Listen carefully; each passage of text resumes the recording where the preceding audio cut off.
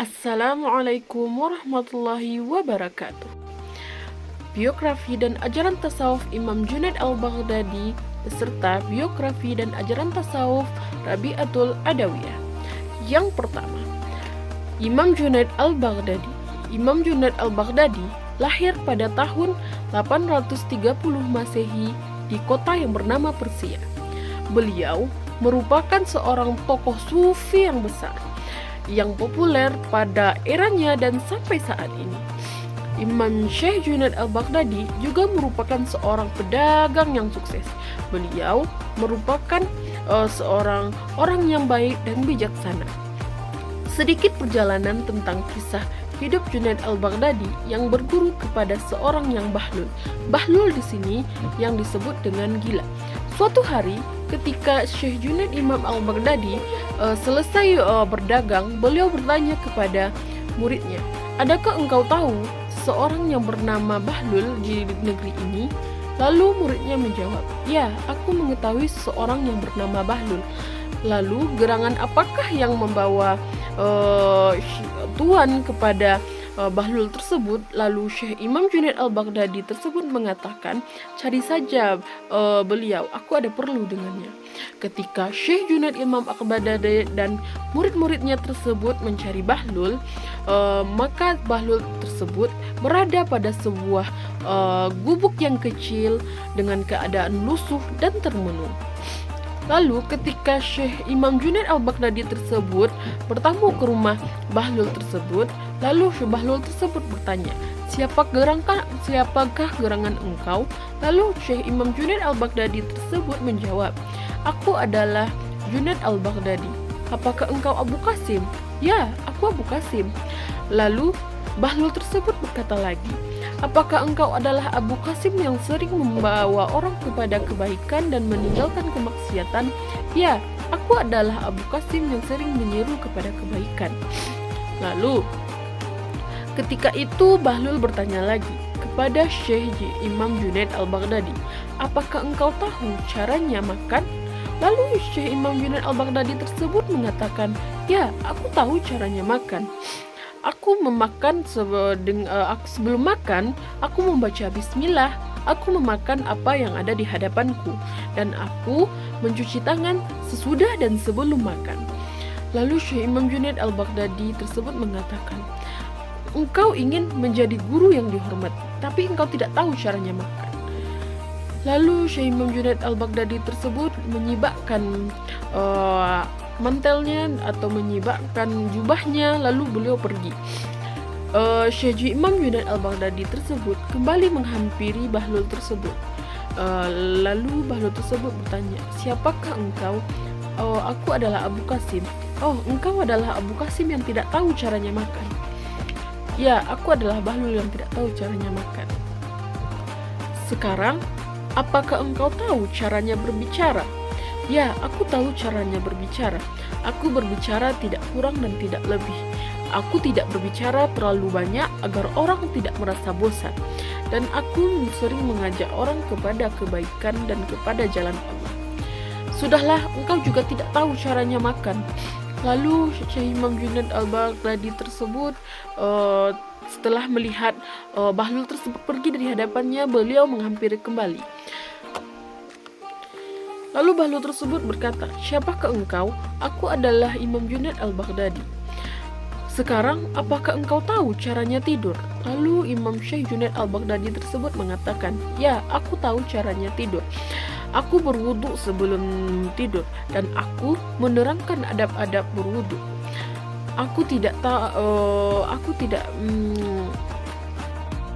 Lalu Bahlul itu mengatakan, "Sudahlah, engkau juga tidak tahu caranya tidur."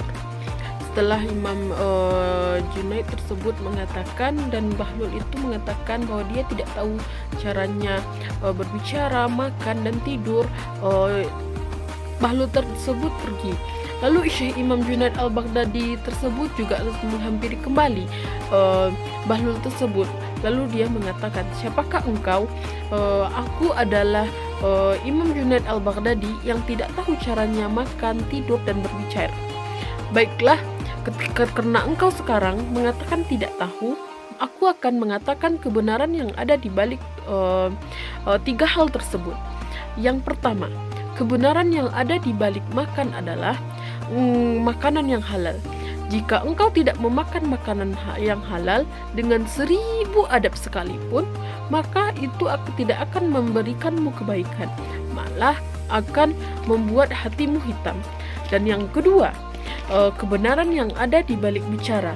Ya, kebenaran yang ada di balik bicara adalah engkau harus berbicara terlebih dahulu dengan menyenangkan penciptamu, bukan menyenangkan seseorang yang mendengarnya. Dan yang ketiga adalah kebenaran yang ada di balik tidur. Kebenaran yang ada di balik tidur adalah engkau harus menanggalkan sebuah permusuhan, menanggalkan sebuah kedengkian, dan hatimu harus bersih sebelum tidur. Maka tiga hal tersebut adalah kebenarannya. Selanjutnya, ajaran tasawuf Imam Junaid al-Baghdadi. Ajaran tasawufnya yang pertama adalah mengosongkan tangan dari kepemilikan dan hal-hal yang mengikutinya. Dan yang kedua adalah konsep kesalehan, pentingnya niat yang ikhlas. Dan yang ketiga adalah hubungan intim antara makhluk dan penciptanya. Selanjutnya, yang kedua, biografi dan ajaran tasawuf Rabi'atul al-Adawiyah. Nama lengkapnya adalah Rabi'ah binti Ismail al-Adawiyah. Beliau lahir pada tahun 718 Masehi. Beliau merupakan 4 bersaudara. Asal-usul nama Rabi'atul Adawiyah adalah Rabi'ah artinya 4, al-Adawiyah adalah nama belakang ayahnya. Lalu Rabi'atul al-Adawiyah ini lahir pada keluarga yang miskin. Dan ayahnya pernah berjanji dia tidak akan pernah meminta-minta kepada siapapun. Suatu ketika ibu Siti Rabi'atul Adawiyah ini melahirkan Rabi'atul Adawiyah ini di tengah malam dalam keadaan lampu mati, makanan tidak ada. Ibunya waktu itu sudah kesakitan dan melahirkan Rabi'atul Adawiyah ini.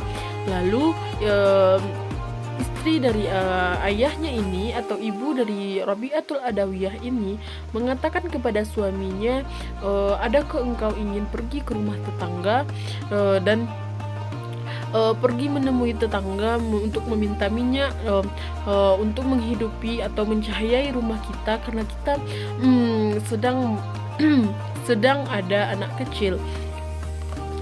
Lalu ayahnya Rabi'atul Adawiyah ini Ismail pergi ke rumah tetangganya, tapi dia tidak mengetuk, tapi cuman menadahkan tangannya seperti ini karena dia telah berjanji tidak akan pernah meminta-minta kepada siapapun. Lalu Ismail tersebut pulang dan menghampiri istrinya. Lalu dia mengatakan tidak ada yang mau memberikan kita. Lalu Ismail ini ternyata teman-teman seorang anak yang soleh itu juga terlahir dari bapak dan ibu yang soleh. Kebanyakannya seperti itu. Lalu ayah Rabi'atul Adawiyah ini meminta, berdoa kepada Allah agar diberikan jalan atau diberikan rezeki. Lalu setelah sholat dan bermunajat kepada Allah, Ismail tersebut tidur dan beliau bermimpi bertemu dengan Rasulullah. Lalu Nabi mengatakan di dalam mimpi tersebut bahwa janganlah engkau bersedih wahai Ismail, karena anakmu yang perempuan yang dilahirkan oleh istrimu tersebut kelak di hari akhir dia ada 70.000 dari umatku meminta syafaat kepadanya. Lalu di sana Nabi mengatakan, pergilah kamu besok ke Isa bin Zaidan, gubernur kota Basrah, lalu tulislah surat yang berbunyi, setiap malamnya engkau membaca selawat kepadaku, pada setiap hari engkau membaca 100 kali, dan pada malam Jumat engkau membaca 4.000 kali. Lalu pada hari Jumat tersebut engkau tidak membaca selawat kepadaku. Sampaikanlah seperti itu. Lalu keesokan harinya Ismail tersebut mengatakan apa yang dikatakan Nabi dalam mimpinya. Dia menulis surat lalu memberikannya kepada ya Isa bin Zaidan tersebut, gubernur kota Basrah di waktu itu. Lalu ketika Ismail menyampaikan hajatnya kepada gubernur kota Basrah tersebut, menceritakan apa yang terjadi dan menceritakan apa yang dimaksud oleh Rasulullah, ternyata benar. Gubernur tersebut biasanya membaca salawat 400 kali di 400 kali setiap malamnya pada hari Jumat. Namun karena kelelahan bekerja, gubernur tersebut lupa untuk membaca salawat kepada Nabi. Lalu di sana gubernur tersebut sangat terharu, sangat berterima kasih rasanya. Lalu dia memberikan uang sebanyak 400 dirham kepada ayah Rabi'atul Adawiyah itu. Di sanalah Allah menolong keluarga soleh tersebut. Selanjutnya ajaran atau ajaran tasawuf Rabi'atul Adawiyah adalah konsep mahabbah atau aliran sufi al-hub al-hilahiyah. Yang dimaksudnya di sini adalah ia mendorong orang untuk mencintai Allah karena zatnya, bukan karena ingin masuk kepada surganya dan dan terhindar dari nerakanya. Baiklah, hanya sekian biografi dan ajaran tasawuf Imam Junaid al-Baghdadi dan Rabi'atul Adawiyah yang saya bawakan. Di lain kesempatan, jika ada kesempatan lagi, insya Allah saya akan memberikan sharing kembali tentang imam-imam atau tokoh-tokoh terbesar di umat Islam. Baiklah, sekian, terima kasih. Assalamualaikum warahmatullahi wabarakatuh.